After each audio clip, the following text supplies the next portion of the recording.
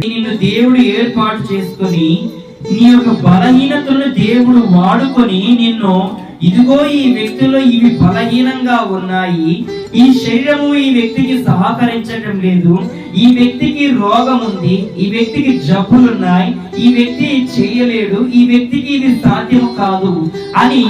మనిషిని చూసి ఇది చేయలేడు, ఇది కాదు, ఈయన వల్ల కాదు, ఈయనకు అసాధ్యము, ఈయన ఏది చేయలేడు, ఈయన ఒక పనికిరాని వాడు, ఈమెకు పనికిరానిది, ఈమెకి ఈ ఉద్యోగం సరిపోదు, అవసరం లేదులే అనే ఈ మాటలన్నీ ఒక మనిషిని గురించి ఉద్దేశిస్తూ మాట్లాడుతున్నప్పుడు ఆ మనిషినే దేవుడు నిలబెట్టుకొని తన కార్యాలు ఏ విధంగా ఉంటాయో బలహీనమైనటువంటి మనిషిని నిలబెట్టుకొని